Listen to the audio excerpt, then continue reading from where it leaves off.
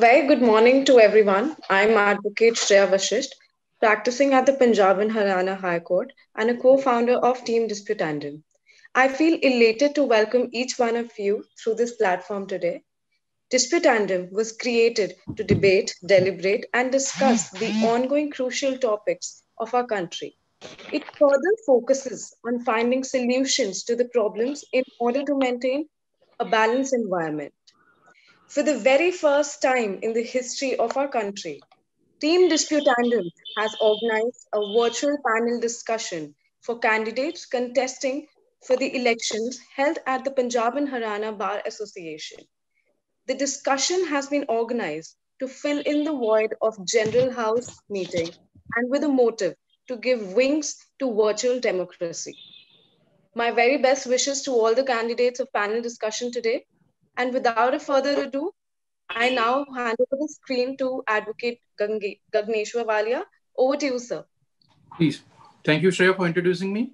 Good morning, friends, respected colleagues, and the learned senior members of the bar who are all attending.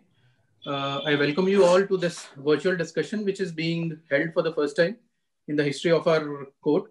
And it is the session which we'll be conducting first is for the candidates who are contesting for the post of secretary in our upcoming bar elections. First of all, I would like to introduce the candidates who are all very learned and having a good standing at the bar and who will be contesting for the post of secretary. The first candidate we have on board is Advocate Chanchal Singla. The second one is Advocate Ravinder Bangar. And the third is Madam Aman Rani Sharma. I welcome all the candidates and best of luck to them for their bar elections. What is important here is that this platform, why this was required, because as everybody knows that the pandemic situation is there since long. And because of the elections around the corner, the general house is not possible at all and physical meeting with the persons is not possible. So in order to fill that void and to make the agenda of all the members personally known to the candidates who will be electing them. So this is a very important platform. So that is the reason we are doing this. The formatting for this short program will be very simple. What we have done is that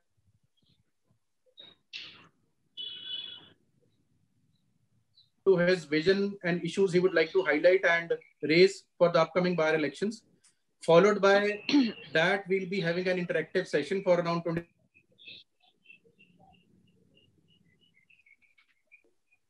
to the timelines, 3 to 4 minutes of your opening statement. We'll give you a certain leverage, but not more than that, because there are other sessions which are lined up thereafter. And the second, what I want to say here is that this is not a debating platform. Our object is only to know the candidate and the electoral persons who will be electing you. They know your vision and agenda to the bar members. So this is the only thing we want to make out. So I'm requesting all the members that we'll start with the first highlight of the day, which is that I will be calling one by one the honorable members for giving their opening remarks. So I invite first of all Mr. Singla to enlighten us on their visions and agendas which they have and how they can improve us in the upcoming bar elections, please. Over to you, Mr. Singla, please. Thank you, Gagneshwar. Thank you, Team Disputandum, for giving me an opportunity to present my candidature for the post of Honorary Secretary, Punjab and Haryana High Court Bar Association. I appreciate the endeavor of the young team for providing interface of interaction between candidates and honorable members of the bar. I also welcome all the members who have spared their valuable time to attend this virtual meet.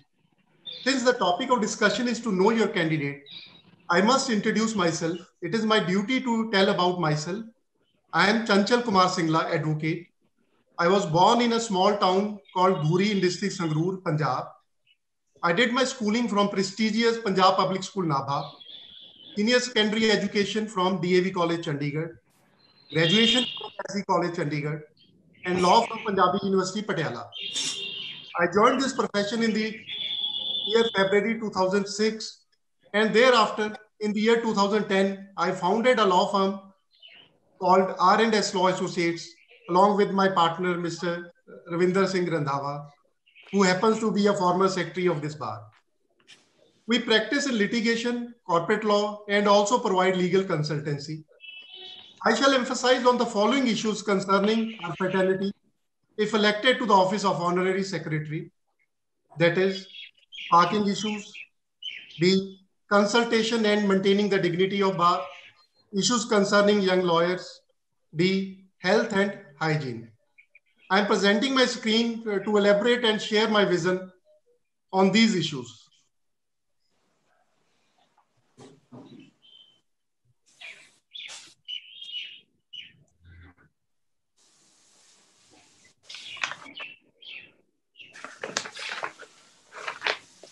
Is my screen available? It is not there, please. थोड़ा time है ना, connection करने में time waste हो जाएगा. Just wait. Yes. Now I hope it is available. Yes, now it is there. Yes, you can start me. Yes. My first objective is parking.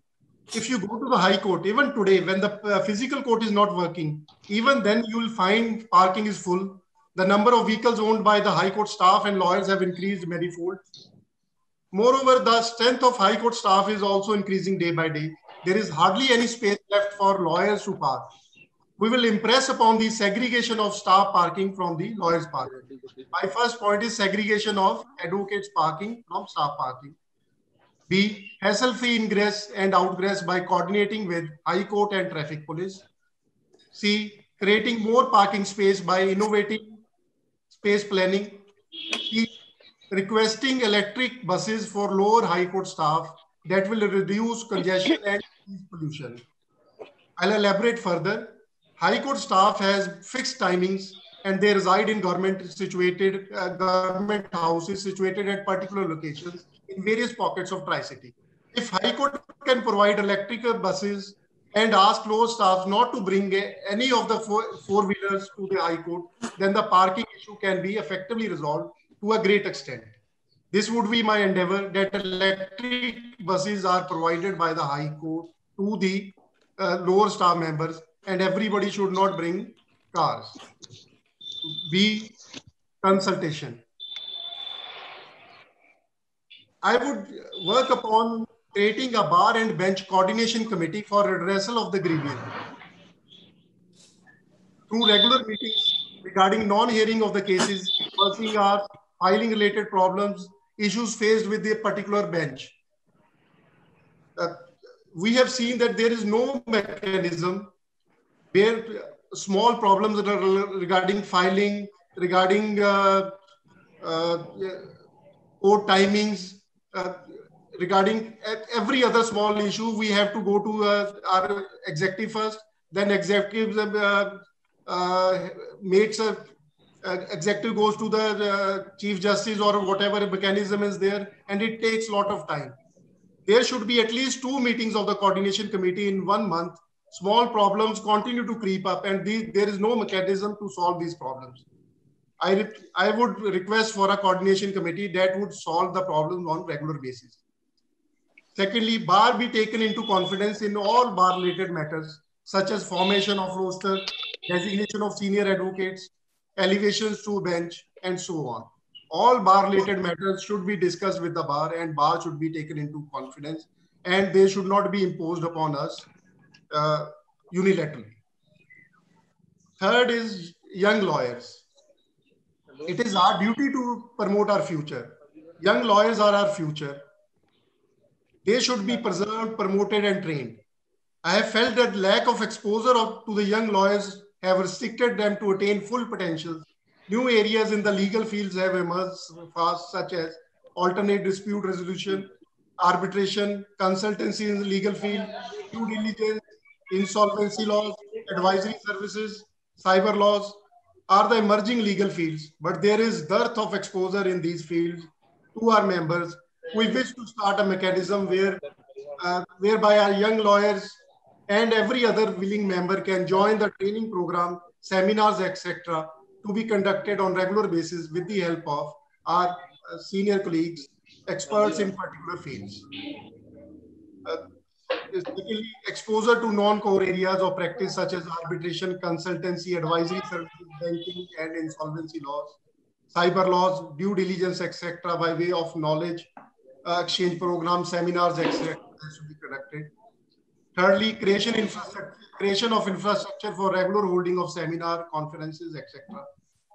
Fourthly, creation of interface between young lawyers and senior members of the bar in order to help youngsters to get better opportunity in profession. My fourth point is health is wealth.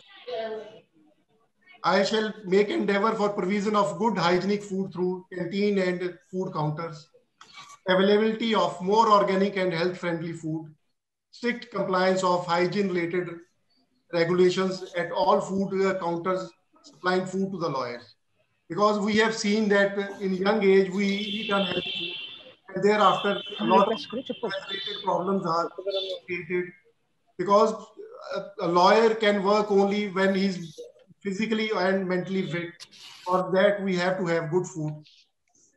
So these are my primary objectives. I hand over the mic back to Gagneshwar.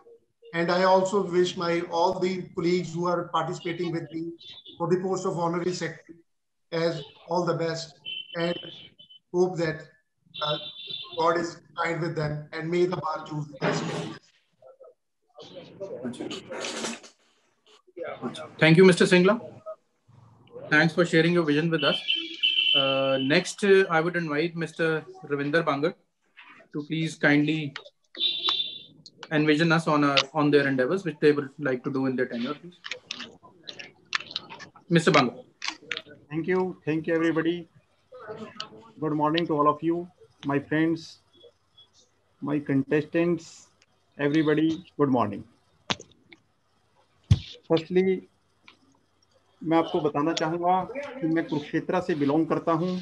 Ladwa के पास मेरा एक छोटा सा गांव है जहां से मैं निकल कर आया हूँ। मैं एक आम फैमिली से बिलोंग करता हूँ।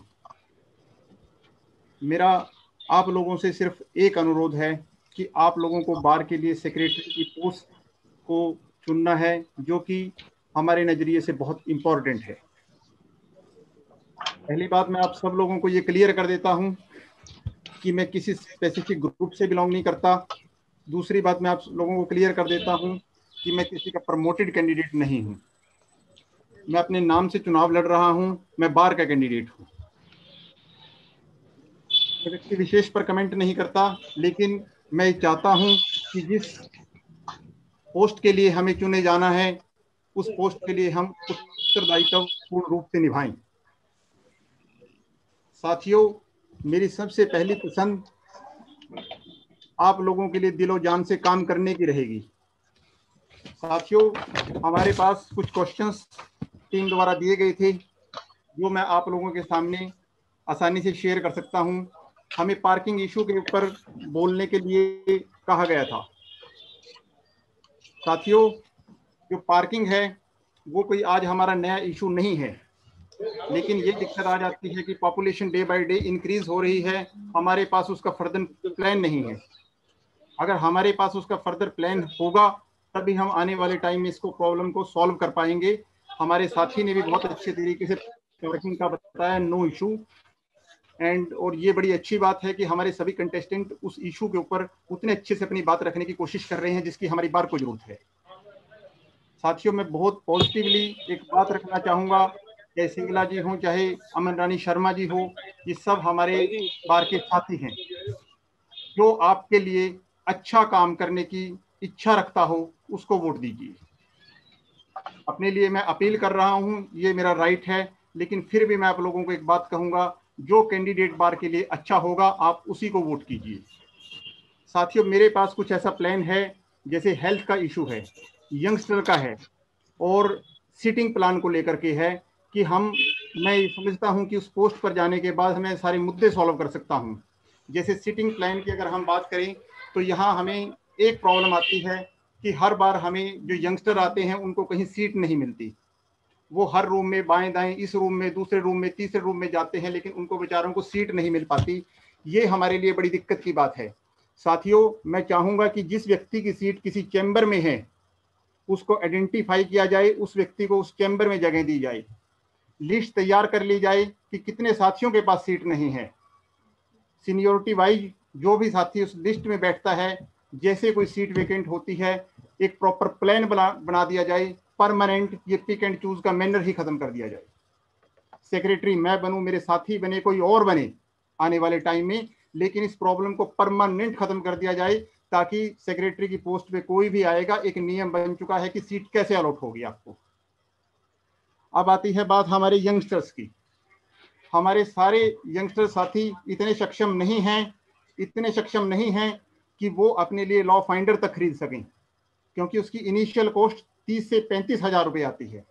मैं चाहता हूं कि बार उसके अंदर कंपनशिएट करे, नेगोशिएट करे कंपनी के साथ मिलकर के, यंगस्टर को एक मिनिमम प्राइस पे लॉ फाइंडर प्रोवाइड कराया जाए ताकि वो अपने मुताबिक उसमें से जजमेंट निकाल सकें और वो अपना मैक्सिमम नॉलेज को इंक्रीज कर सकें।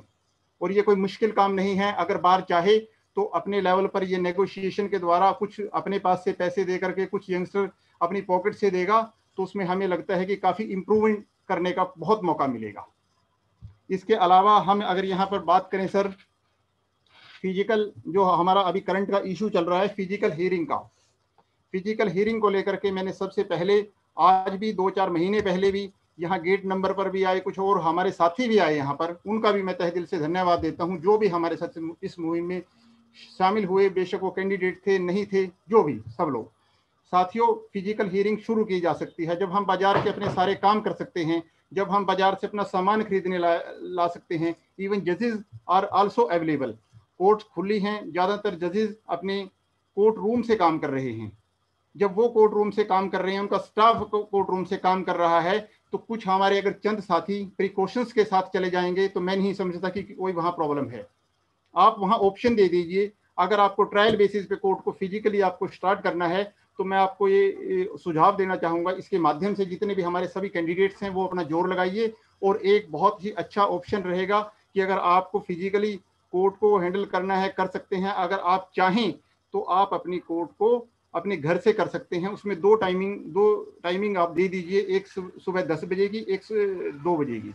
सुबह 10 बजे फिजिकल हियरिंग का टाइम दीजिए, 2 बजे का दूसरा टाइम दीजिए, ताकि किसी साथी को कोई दिक्कत ना हो और हमारी फिजिकल हियरिंग चल सके।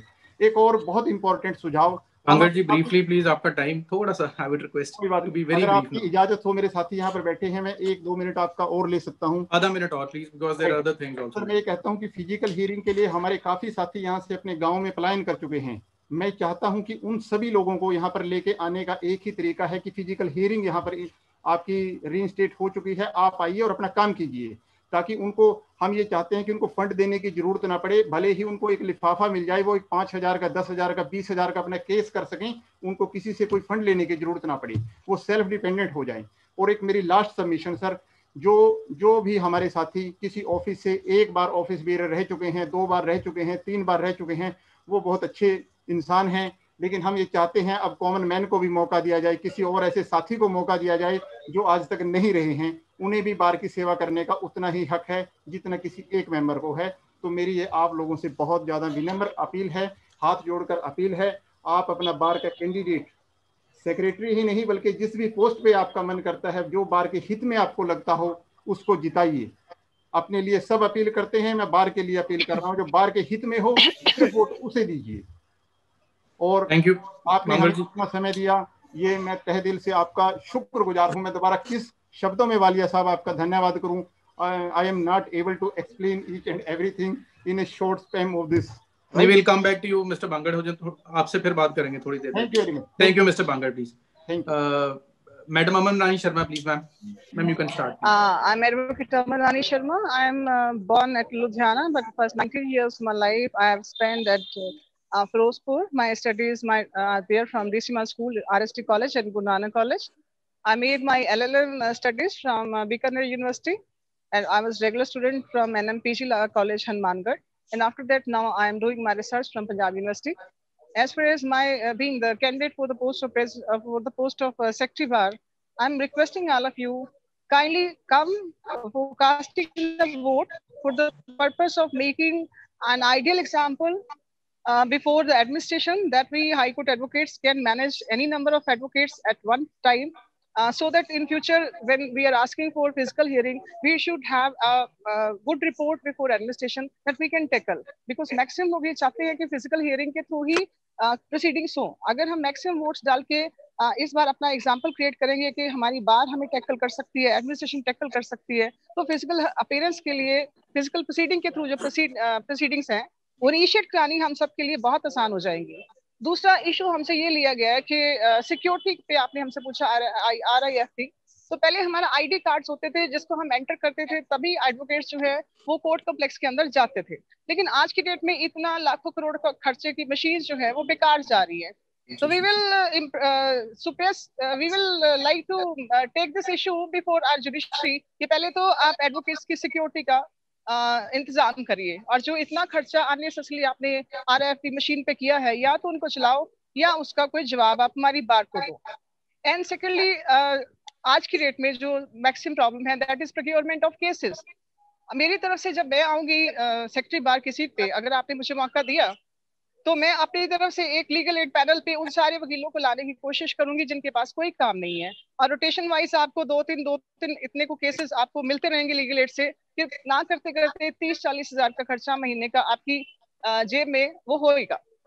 30-40,000 आपकी इनकम एज यूजुअल कम से कम इतनी हमें आज के वक्त में चाहिए, मेरी तरफ से वो कराने की मैक्सिमम कोशिश रहेगी, क्योंकि वकील तब है जब हम इनकम करते हैं, नहीं तो घर में भी कोई वैल्यू नहीं होती। आप समझ सकते हैं, this is our profession but this is our income source also, right? And any other question, any other need that will be day to day, or as my friends, their candidates have told about this parking position. So in case parking problem is there, we can plan for multi parking. It is only one, but otherwise we have enough space where we can cause multi parking. So I will concentrate on this issue of parking, and then if we say go for staff, separate parking for staffs and for advocates, this if possible this will also be done, because at present if it is collective parking, but it is we are allowing others, we are allowing the staff to come in our parking, that is why it is. So as far as now the third question is, and the main question is how to go for physical proceedings. So my request to all the members of the bar, kindly be at the court complex to cast your vote in the maximum number, take your precautions, and particularly on 6th of November 2020, take all the precautions. घर से चाय पानी P के आइए, vote डालिए, और vote डालने के इमीडिएटली बाद कोर्ट कॉम्प्लेक्स छोड़ दीजिए, ताकि 6 नवंबर 2020 इस बार ये इलेक्शन डे के साथ कोई एक it is not the kind of any festival type हम नहीं मना सकते जैसे हम अक्सर होता है. So let us take 6 November 2020 as a challenging day for us also, so that जितने वकील चाहते हैं फिजिकल अपीयरेंस से काम हो, वो सब खुद कंट्रीब्यूट करें ऐसी एग्जाम्पल बनाने में, ऐसी एक आइडियल बनाने में, जिससे जुडिशरी के पास कोई ऐसी रिपोर्ट एडमिनिस्ट्रेशन की ना जाए कि फिजिकल प्रोसीडिंग जो है उसमें हमें को खतरा है. So my request to all the candidates also, and all the members of bar, be present on the voting day, cast your vote, apply your brain on all the candidates who are appearing, who are participating in the votes, but be minimum in the collection and gathering in groups, and the date 6th of November 2020. So there's enough sufficient, all the system is made by election committee, but it is all our liability also. So Elson requesting for vote for me. At first, I will request you please manage your security, cast your vote, and thanks a lot. Please. Thank you, Madam Sharma. Thank you all the contestants. Most welcome. Tinna the ideas exactly. Tinno contestant de bade unique ideas ne. Now moving ahead, asi agle session te hun exactly next jada haga exactly on the agenda. Let us start with that. ਜਿਹਦੇ ਵਿੱਚ I'll be ਤੁਹਾਨੂੰ ਕੁਝ questions ਜਾਂ line of reasoning ਮੈਂ ਪੁੱਟ ਕਰਾਂਗਾ in order to extract your views, ਵੀ ਤੁਹਾਡੇ views ਉਹਨਾਂ subjects ਤੇ ਕੀ ਹੋ ਸਕਦੇ ਨੇ. ਇਹ ਕਾਮਨ ਇਸ਼ੂਜ਼ ਨੇ ਜਿਹੜੇ ਆਈ ਥਿੰਕ ਤਿੰਨੋਂ ਕੈਂਡੀਡੇਟਸ ਤੁਸੀਂ ਮੈਨੂੰ ਆਨਸਰ ਕਰ ਸਕਦੇ ਹੋ one by one. I'll come to you one by one taking all your views. ਜਿਵੇਂ ਤੁਸੀਂ ਤਿੰਨੋਂ ਕੈਂਡੀਡੇਟਸ ਨੇ ਮੁੱਦਾ ਸ਼ੁਰੂ ਕੀਤਾ ਸੀਗਾ ਪਾਰਕਿੰਗ ਦਾ ਤੇ ਟ੍ਰੈਫਿਕ ਮੈਨੇਜਮੈਂਟ ਦਾ, ਜਿਹੜਾ ਕਿ ਇਨਫੈਕਟ ਇੱਕ ਬੜਾ ਪ੍ਰੋਬਲਮੈਟਿਕ ਏਰੀਆ ਰਿਹਾ for all times to come. ਸਾਡੇ ਜਿੰਨੇ ਵੀ ਇਲੈਕਸ਼ਨ ਹੁੰਦੇ ਰਹੇ ਨੇ ਰਾਈਟ ਫਰਮ 90s ਤੋਂ ਲੈ ਕੇ ਹੁਣ ਤੱਕ. ਦੇਖੋ ਸਭ ਤੋਂ ਪਹਿਲਾਂ ਤੁਸੀਂ ਸਵੇਰੇ ਸਵੇਰੇ ਜਦੋਂ ਕੋਰਟ ਪਹੁੰਚਦੇ ਹੋ, ਅਰਜੈਂਟ ਪੇਸ਼ੀ ਤੁਹਾਡੀ ਕੋਰਟ 'ਚ ਲੱਗੀ ਹੈ, ਤੁਸੀਂ ਆਲਰੇਡੀ ਬੜੇ ਅੰਦਰ ਸਟ੍ਰੈਸ 'ਚ ਹੁੰਦੇ ਹੋ, ਤੇ ਆਉਂਦਿਆਂ ਤੁਹਾਨੂੰ ਐਟਲੀਸਟ ਅੱਧੇ ਘੰਟਾ ਤੋਂ ਪੌਣਾ ਘੰਟਾ ਲੱਗਦਾ ਜੀ ਐਗਜ਼ੈਕਟਲੀ ਆਪਣੀ ਕਾਰ ਦੀ ਪਾਰਕਿੰਗ ਲੱਭਣ ਨੂੰ. ਕਦੀ ਕਦੀ ਲੱਭਦਾ, ਕਦੀ ਕਦੀ ਤੁਸੀਂ ਉਦਾਂ ਹੀ ਕਾਰ ਕਿਸ ਨੂੰ ਹੈਂਡ ਓਵਰ ਕਰਕੇ ਦੌੜ ਜਾਂਦੇ ਹੋ. ਸੋ ਉਹ ਵੀ ਇੱਕ ਆਪਣੇ ਦੇ ਵਿੱਚ it creates so much stressful atmosphere ਕਿ ਤੁਸੀਂ ਕੇਸ ਵੇਲੇ ਕਦੀ ਕਦੀ ਤੁਹਾਡੇ ਕੇਸਿਸ ਵੀ ਇਸੇ ਚੱਕਰ 'ਚ ਮਿਸ ਹੋ ਜਾਂਦੇ ਬਿਕੋਜ਼ ਉੱਤੇ ਪਾਰਕਿੰਗ ਦੇ ਇਸ਼ੂਜ਼ ਰਹਿੰਦੇ ਨੇ. ਜਦੋਂ ਵੀ ਕੋਈ ਟੀਮ ਸਾਡੀ ਨਵੀਂ ਆਉਂਦੀ ਹੈ ਐਗਜ਼ੈਕਟਲੀ ਸਾਡੀ ਮੈਨੇਜ ਕਰਨ ਨੂੰ ਬਾਰੇ ਸੋਚਣ ਦੀ ਕੋਈ ਵੀ ਨਵੀਂ ਟੀਮ ਆਉਂਦੀ ਹੈ, ਅਸੀਂ ਦੇਖਦੇ ਹਾਂ ਵੀ ਪਹਿਲੇ ਹਫਤੇ ਡੇਢ ਹਫਤੇ ਤੱਕ ਤੇ ਉਹ ਰੀਜ਼ਨੇਬਲੀ ਉੱਤੇ ਖੜੇ ਹੋ ਕੇ ਪਾਰਕਿੰਗ ਵੀ ਕਰਵਾਉਂਦੇ ਨੇ, ਪਰ ਹੌਲੀ ਹੌਲੀ ਉਹਨਾਂ ਦਾ ਉਤਸ਼ਾਹ ਜਿਹੜਾ ਹੈਗਾ ਜੀ ਉਹ ਘਟ ਜਾਂਦਾ। ਬਿਫੋਰ ਤੁਸੀਂ ਸਾਰਿਆਂ ਨੇ ਤਿੰਨਾਂ ਨੇ ਇਸੇ ਪੁਆਇੰਟਸ ਤੇ ਕਾਫੀ ਆਪਣੇ ਵਿਜ਼ਨ ਦਿੱਤਾ ਹੈ, ਪਰ ਮੈਨੂੰ ਸਿਰਫ ਇਸ਼ੂ ਇਹ ਲੱਗਦਾ ਵੀ ਅਸੀਂ ਜਿੰਨਾ ਕਿ ਤੁਹਾਡੇ ਕੋਲ ਟਾਈਮ 1 ਸਾਲ ਦਾ ਹੁੰਦਾ ਉਹਦੀ ਲਿਮਿਟਡ ਟਾਈਮ ਦੇ ਵਿੱਚ ਆਪਾਂ ਕੀ ਇੰਪਰੂਵਮੈਂਟ ਕਰ ਸਕਦੇ ਹਾਂ। ਬਿਕੋਜ਼ ਇੱਕ ਦੋ ਫੈਕਟਸ ਨੇ ਜਿਹੜੇ ਜ਼ਰੂਰੀ ਨੇ, ਬਿਕੋਜ਼ ਸਾਡੀ ਮਲਟੀ ਲੈਵਲ ਪਾਰਕਿੰਗ ਜਿਹੜੀ ਬਣੀ ਉਸ 'ਚ 1500 ਗੱਡੀਆਂ ਲੱਗਦੀਆਂ ਜੀ, ਤੇ ਅੰਦਰ ਵੀ ਜਿਹੜੀ ਸਾਡੇ ਕੋਲ ਸਪੇਸ ਹੈਗੀ ਹੈ। ਸੋ ਆਲਮੋਸਟ ਜਦੋਂ ਸਾਡਾ ਹਾਈ ਕੋਰਟ ਫੁੱਲ ਹੁੰਦਾ ਤਾਂ 3 ਤੋਂ 3500 ਗੱਡੀ ਲੱਗੀ ਹੁੰਦੀ ਹੈ, ਜਿਹੜੀ ਕਿ ਐਡੁਕੇਟ ਨਹੀਂ ਹੁੰਦੀ ਐਗਜ਼ੈਕਟਲੀ ਉਹ ਜਿਹੜੀ 10 ਵਜੇ ਆਲਮੋਸਟ ਸਾਰੀ ਪਾਰਕਿੰਗ ਸਾਡੀ ਭਰ ਜਾਂਦੀ ਹੈ। ਸਾਡੇ ਕੋਲ ਕੱਚੀ ਸਟ੍ਰਿਪ ਦੀ ਪਾਰਕਿੰਗ ਹੈਗੀ ਹੈ, ਜਿਸ ਤੇ ਅਸੀਂ ਕਹਿੰਦੇ ਹਾਂ ਕਿ ਮਲਟੀ ਲੈਵਲ ਬਣੇਗਾ ਨਹੀਂ ਬਣੇਗਾ, ਕਿੰਨਾ ਟਾਈਮ ਲੱਗੇਗਾ, ਉਹਦੇ ਲਈ ਫੰਡਸ ਕਿੱਥੋਂ ਆਉਣਗੇ, ਵੀ ਡੋਨਟ ਨੋ। ਤੁਸੀਂ ਦੇਖਣਾ, ਤੁਸੀਂ ਸੁਜੈਸਟ ਕਰਨਾ। ਦੂਜਾ ਸਾਡੇ ਈ ਰਿਕਸ਼ਾਸ ਵੀ ਚੱਲੇ ਸੀਗੇ, ਪਰ ਦੈਟ ਵਾਜ਼ ਅ ਫੇਲਿਅਰ। ਤੁਹਾਨੂੰ ਪਤਾ ਵੀ ਕਿਸੇ ਨੇ ਉਹਦੇ ਤੇ ਵੀ ਨਹੀਂ ਕੀਤਾ। ਹੁਣ ਜੇ ਅਸੀਂ ਕਹੀਏ ਵੀ ਸਾਡੇ ਈ ਰਿਕਸ਼ਾਸ ਨਹੀਂ ਚੱਲ ਰਹੇ, ਜਾਂ ਫॉर दैट ਰੀਜ਼ਨ ਸਾਡੇ ਅਸੀਂ ਇਲੈਕਟ੍ਰੀਕਲ ਬੱਸਸ ਵੀ ਲਗਵਾ ਦਿੰਦੇ ਆ ਸਟਾਫ ਲਈ। ਜੇ ਐਡਵੋਕੇਟ ਇਲੈਕਟ੍ਰੀਕਲ ਬੱਸਸ ਤੇ ਈ ਰਿਕਸ਼ਾ 'ਚ ਆਉਣ ਨੂੰ ਤਿਆਰ ਨਹੀਂ ਹੈ, ਤੇ ਦੂਜੇ ਬੰਦੇ ਅਸੀਂ ਸਟਾਫ ਨੂੰ ਕਿਵੇਂ ਕਹਾਂਗੇ ਵੀ ਤੁਸੀਂ ਯੂਜ਼ ਕਰੋ। ਸੋ ਮੇਰੀ ਸਿਰਫ ਰਿਕੁਐਸਟ ਤੁਹਾਨੂੰ ਇਹ ਹੈ ਵੀ ਤੁਸੀਂ ਤਿੰਨੋਂ ਜਿਹੜੇ ਆਈਡੀਆਜ਼ ਜਿਹੜੇ ਆਬਜੈਕਟਿਵਲੀ ਅਸੀਂ ਦੇ ਸਕੀਏ in a limited time frame, ਤੁਸੀਂ ਤਿੰਨੋਂ I will come to you one by one starting with mister Singla, ਵੀ ਤੁਸੀਂ ਇਹਨਾਂ ਤਿੰਨਾਂ ਇਸ਼ੂਜ਼ ਨੂੰ ਰਹਿ ਕੇ ਬ੍ਰੌਡਲੀ ਵੀ ਜੋ ਅਸੀਂ ਪ੍ਰੈਕਟੀਕਲੀ ਕਿਵੇਂ ਇਸ਼ੂ ਨੂੰ ਡੀਲ ਕਰ ਸਕਦੇ ਹਾਂ, starting with mister Singla first. ਜਿਵੇਂ ਕਿ ਮੈਂ ਤੁਹਾਨੂੰ ਪਹਿਲਾਂ ਦੱਸਿਆ, since question has been asked in Punjabi, I will try to answer in Punjabi. ਹਾਂ ਯੈਸ, ਪੰਜਾਬੀ ਤਾਂ ਬਿਕੋਜ਼ ਸਾਡੇ ਆਡੀਅנס ਜਿਹੜੇ ਹੈਗੇ ਨੇ ਉਹ ਵੀ ਕਨੈਕਟ ਕਰ ਸਕਣ, ਐਵਰੀਬਾਡੀ ਕੈਨ ਕਨੈਕਟ। ਬਿਲਕੁਲ ਬਿਲਕੁਲ ਕਨੈਕਟ ਸਭ ਨੂੰ ਕਰਨਾ ਚਾਹੀਦਾ। ਤੇ ਇਸ਼ੂ ਇਜ਼ ਆਪਣੀ ਜਿਵੇਂ ਸਟਾਫ ਪਾਰਕਿੰਗ ਹੈ, ਤੁਸੀਂ ਹੁਣ ਜਾ ਕੇ ਦੇਖ ਲਓ ਹਾਈ ਕੋਰਟ ਦੇ ਵਿੱਚ, ਤੇ ਇਟ ਇਜ਼ ਆਲ ਆਕੂਪਾਈਡ। ਆਪਣੀ ਕੋਰਟ ਤਾਂ ਲੱਗ ਨਹੀਂ ਰਹੀ, ਤੇ ਸਾਰਾ ਕੁਝ ਭਰਿਆ ਹੋਇਆ। This means everybody from peon clerk, ਜਿਹੜਾ ਵੀ ਛੋਟੇ ਤੋਂ ਛੋਟਾ ਬੰਦਾ, ਜਿਹੜਾ ਵੀ ਸਟਾਫ ਮੈਂਬਰ ਹੈ, he is bringing a 4 wheeler. ਪਹਿਲਾਂ ਇਹ ਗੱਲ ਨਹੀਂ ਸੀ। ਆਪਣੀ ਇੱਕ ਕਾਮਨ ਪਾਰਕਿੰਗ, ਆਪਾਂ ਨੂੰ ਪਤਾ ਹੀ ਨਹੀਂ ਆਪਣੇ ਕੋਲ ਸਪੇਸ ਕਿੰਨਾ। ਹੁਣ ਜੇ ਆਪਾਂ ਅੱਜ ਜਾ ਕੇ ਦੇਖੀਏ ਤਾਂ ਮਤਲਬ ਆਪਣੇ ਕੋਲ 0 ਸਪੇਸ ਹੈ। We need a clear space, parking space from the High Court saying that ਵੀ ਸਾਡਾ ਇੰਨਾ ਸਪੇਸ ਹੈ 1500 ਗੱਡੀ ਦਾ, 3000 ਗੱਡੀ ਦਾ। Then we'll manage it between our members. ਅਸੀਂ ਇਹਨੂੰ ਸੈਗਰੀਗੇਸ਼ਨ ਕਰਾਉਣ ਤੇ ਜ਼ੋਰ ਪਾਵਾਂਗੇ। That is one of our point. Second, electric ਬੱਸਾਂ ਦਾ ਕਿਉਂ ਕਹਿ ਰਹੇ ਹਾਂ, ਵਕੀਲਾਂ ਲਈ ਕਿਉਂ ਫਿਜ਼ੀਬਲ ਨਹੀਂ ਹੈਗਾ। ਵਕੀਲਾਂ ਨੇ ਕਿਸੇ ਨੇ 2 ਵਜੇ ਕੇਸ ਖਤਮ ਹੋ ਗਿਆ, ਕਿਸੇ ਦਾ 3 ਵਜੇ ਹੋ ਗਿਆ, ਕਿਸੇ ਨੇ 1 ਵਜੇ ਘਰ ਜਾਣਾ। ਵਕੀਲਾਂ ਦੇ ਅੱਡ ਟਾਈਮ ਨੇ। ਜਿਹੜੇ ਕੋਰਟ ਸਟਾਫ ਹੈ ਉਹਨੇ 9 ਵਜੇ ਆਉਣਾ ਹੈ ਤੇ 5 ਵਜੇ ਦੀ ਛੁੱਟੀ ਹੈ, ਤੇ ਉਹਨਾਂ ਦੀ ਕਲੋਨੀਆਂ ਇਕੱਠੀਆਂ ਨੇ। And they are the employees. They can always be told ਵੀ ਭਾਈ ਤੂੰ ਜਾਂ ਤਾਂ 2 ਵੀਲਰ ਤੇ ਆ ਜਾਂ use the electric bus, free ਤੇਰੀ ਸਰਵਿਸ ਲੈਤੀ ਹੋਈ ਹੈ। ਤੁਹਾਡੀ ਕਲੋਨੀ ਇੱਕ ਜਗ੍ਹਾ ਤੇ ਹੈ, ਕਲੋਨੀ ਤੋਂ 9 ਵਜੇ ਚੱਲੇਗੀ, ਬੱਸ 8:30 ਵਜੇ ਚੱਲੇਗੀ ਤੇ ਤੁਹਾਨੂੰ ਇੱਥੇ ਪਹੁੰਚਾਏਗੀ। ਉਹਨੂੰ ਫ੍ਰੀ ਦੇ ਵਿੱਚ ਉਹਦਾ ਪੈਟਰੋਲ ਬਚਦਾ, ਉਹਦਾ ਡੀਜ਼ਲ ਬਚਦਾ, ਤੇ ਉਹਦੀ ਵਹੀਕਲ ਦੀ ਵੀ ਰੈਂਟ ਬਚਦੀ ਹੈ, ਪੋਲਿਊਸ਼ਨ ਘਟਦਾ, ਆਪਣੇ ਕੋਲ ਸਪੇਸ ਕ੍ਰੀਏਟ ਹੁੰਦਾ। Because we need clear space. ਆਪਣੇ ਕੋਲ ਕੋਈ ਸਪੇਸ ਨਹੀਂ ਹੈਗਾ ਮੇਰੇ ਹਿਸਾਬ ਨਾਲ ਅੱਜ ਦੀ ਡੇਟ ਦੇ ਵਿੱਚ। ਆਪਾਂ ਧੱਕੇ ਨਾਲ ਪਾਰਕਿੰਗ ਕਰਾਉਂਦੇ ਹਾਂ, all thanks to our parking staff. Otherwise we don't have any parking space. ਇਹਦੇ ਕਰਕੇ ਦੋਨੇ ਮੇਰੇ ਇਸ ਮੁੱਦੇ ਨੂੰ ਮੈਂ ਕਰਨ ਦੀ ਕੋਸ਼ਿਸ਼ ਕਰਾਂਗਾ। 1 for provision of electric buses for the high court staff, 2 for the segregation of the parking. ਆਪਾਂ ਨੂੰ ਪਤਾ ਮੇਰੇ ਕੋਲ ਕਿੰਨਾ ਸਪੇਸ ਅਵੇਲੇਬਲ ਹੈ। ਥੈਂਕ ਯੂ ਸਿੰਗਲਾ ਜੀ। ਹਾਂ ਬਾਂਗੜ ਜੀ, ਤੁਸੀਂ ਦੱਸੋ ਪਲੀਜ਼, ਤੁਸੀਂ ਕੁਝ ਐਡ ਕਰਨਾ ਚਾਹੋਗੇ ਮਿਸਟਰ ਬਾਂਗੜ? पार्किंग का issue is a big issue for all of us. और जब हमारा केस कोई अर्जेंट में लगता है, समटाइम्स हम वहाँ प्रेजेंट होते हैं, despite that we were not able to appear due to congestion in the parking. हमारा मेन इशू पार्किंग है और इसको दूर जरूर करना चाहिए। मुझे लगता है कि जितने भी हमारे आज तक ऑफिस बीरर रहे हैं उन्होंने काफ़ी इस पर काम किया है। अगर नहीं कर पाए हैं तो आने वाले जो हमारे साथी हैं वो इस पर काम करेंगे। इसके अंदर बड़ी एक सिंपल बात है कि जितने भी हमारे वकील साथी हैं उनके लिए टोटली सेपरेशन जरूरी है। कोई भी स्टाफ मेंबर हमारी पार्किंग में गाड़ी पार्क ना करे। हमारा सबसे पहले एजेंडा ये रहेगा। 1 थिंग, हमारे पीछे जजेस साहब के पास बहुत सारा स्पेस है जहां हमारे लॉर्डशिप की गाड़ियां खड़ी होती हैं। हमारी विधानसभा के बीच में काफ़ी एरिया है। मुझे लगता है कि स्टाफ के लिए वो एरिया दिया जा सकता है। अगर ये काम हम कर लें कि पूरे स्टाफ को हम बैक साइड में शिफ्ट कर दें, जो कि पॉसिबल है, हम वो बात कहेंगे जो पॉसिबल है, जो की जा सकती है। और जो इधर का एरिया है अपने लिए, वो सारा हमारे वकील साथियों के लिए जब यूज में आएगा तो आई थिंक ये पार्किंग का इशू खत्म नहीं होगा, लेकिन कम से कम मिनिमाइज हो जाएगा, उस लेवल तक मिनिमाइज हो जाएगा कि हम सब लोग अपनी गाड़ी खड़ी करके टाइम से वहां जा सकेंगे। और नेक्स्ट, अब हम नए स्टिकर यहाँ से जारी करेंगे, क्योंकि काफ़ी सारे जो हमारे ओल्ड स्टिकर्स हैं वो सब लोगों पे बटे हुए हैं। काफ़ी लोग स्टाफ के लोग लगा के उसको घूमते हैं, कोई और लगा के घूम रहा है। जो हमारा मेंबर होगा, एनरोल्ड मेंबर होगा, सिर्फ और सिर्फ उसको हम यहाँ पर मौका देंगे, नए सिरे से स्टिकर्स लगा करके लिमिटेड पार्किंग के इशू को कुछ हद तक मिनिमाइज किया जाएगा।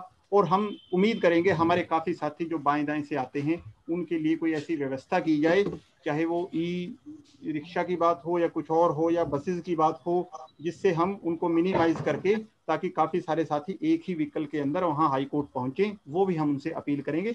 ये इस तरीके से हम इसको, मुझे लगता है कि काफ़ी हद तक इसको मिनिमम कर सकते हैं इस प्रॉब्लम को। और इसका फ्यूचर प्लान बनाएंगे कि आने वाले 3 साल 5 साल के बाद हमारे नए कितने मेंबर्स एनरोल होने जा रहे हैं। अगर हमारी गाड़ियां यहाँ 1000 के आसपास इंक्रीज होंगी, 1500 के पास इंक्रीज होंगी, तो उसके लिए हमारे पास क्या प्लान है। ठीक है बांगड़ जी, मैं समझता हूँ जैसे हम सिंगापुर जाते हैं, बाएं दाएं जाते हैं, वहाँ एयरपोर्ट पे जाते ही हमें बता दिया जाता है दिस इज ए मॉडल, वहाँ का मॉडल दे दिया जाता है कि 5 साल के बाद ऐसा होगा, 10 साल के बाद ऐसा होगा। और ये एक हाई कोर्ट है, मुझे लगता है कि हाई कोर्ट का भी एक स्पेसिफिक मॉडल जरूरी है कि आज के 2 साल के बाद पार्किंग कैसी होगी, 5 साल के बाद कैसी होगी, 10 साल के बाद कैसी होगी। तो ये एक तरीका बन सकता है सर। आप लोगों से सुझाव लिए जाएंगे, सभी मेंबर से सुझाव लिए जाएंगे, कॉमन एजेंडा बनाया जाएगा, जो फाइनल आउटकम आएगा उसके हिसाब से पार्किंग की प्रॉब्लम को परमानेंट के लिए खत्म कर दिया जाएगा। ठीक है Bangar ji, I am moving to madam Sharma. Madam Sharma please ਜੀ ਤੁਸੀਂ ਕੁਝ ਐਡ ਕਰਨਾ ਚਾਹੋਗੇ?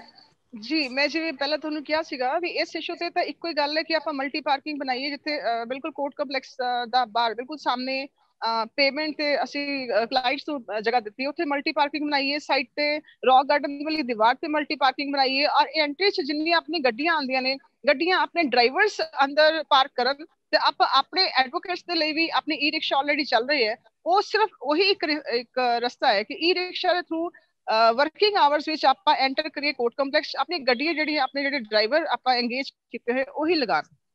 ਅਦਰਵਾਈਜ਼ ਇੱਕ ਗੱਲਾਂ ਹੀ ਮਾਰਨ ਦੀ ਗੱਲ ਹੈ ਜੀ, ਪੋਸੀਬਲ ਨਹੀਂ ਹੋਏਗਾ ਪ੍ਰੈਕਟੀਕਲੀ। ਤੁਸੀਂ ਮੈਂ ਜੇ ਕਹਾਂ ਵੀ ਮੈਂ ਤੂੰ ਗੱਡੀ ਇੱਥੇ ਖੜੇ ਕਰ ਤੇ ਮੈਂ ਉੱਥੇ, ਉਹ ਤਾਂ ਆਪਾਂ ਸਵੇਰੇ ਆਪਣਾ ਮੂਡ ਖਰਾਬ ਕਰਾਂਗੇ, ਹੋਰ ਕੁਝ ਨਹੀਂ ਹੋਏਗਾ। ਪ੍ਰੈਕਟੀਕਲੀ ਇੰਨਾ ਕਿ ਮਲਟੀ ਪਾਰਕਿੰਗ, 2 ਮਲਟੀ ਪਾਰਕਿੰਗ ਦੀ ਜਗ੍ਹਾ ਆਪਣੇ ਕੋਲੇ ਕੋਰਟ ਕੰਪਲੈਕਸ ਦੇ ਬਿਲਕੁਲ ਸਾਹਮਣੇ ਹੈ, ਉਹ ਆਪਾਂ ਆਪਣੇ ਨਾਮ ਤੇ ਕਰਾਈਏ ਐਂਡ ਆਪਾਂ ਮਲਟੀ ਪਾਰਕਿੰਗ ਉੱਥੇ ਬਣਾਈਏ।